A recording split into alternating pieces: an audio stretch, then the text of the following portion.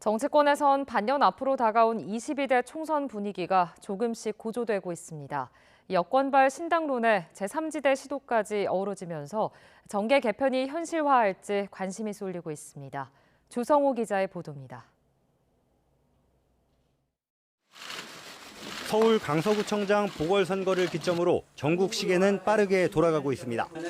참패한 여권 기류가 심상찮습니다. 국민의힘 이준석 전 대표와 유승민 전 의원 등 비윤계를 중심으로 내년 총선 전 수도권과 중도층을 노린 보수신당이 나올 수 있다는 겁니다. 유 전 의원은 연말쯤 당을 떠날 수 있다고 여지를 두면서도 아직 명확한 입장을 밝히진 않고 있고 정해진 건 없습니다. 저는 모든 가능성을 열어놓고 있다.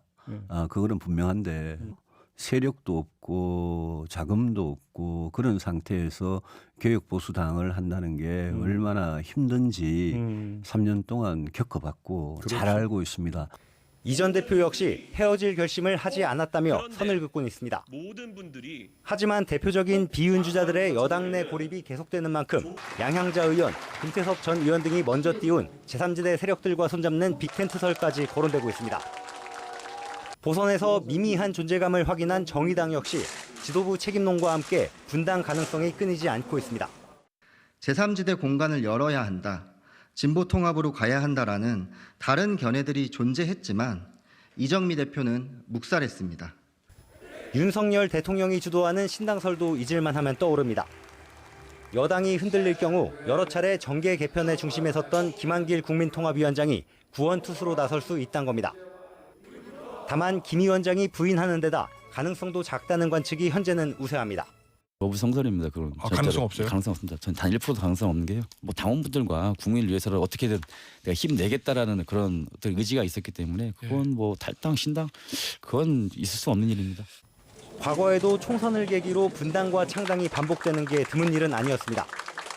지난 2016년 20대 총선을 앞두고 새정치민주연합에서 안철수란 인물을 필두로 갈라져 나온 국민의당은 38석을 얻었고 정치인들을 위한 정치가 아니라 국민을 위한 정치를 하라는 국민의 명령입니다.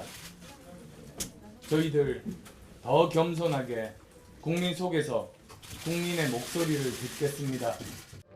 2008년 공천 과정에서 계파 갈등을 겪으며 친박근혜계가 빠져나와 만든 친박연대, 친박무소속연대는 20명 넘게 당선되기도 했습니다.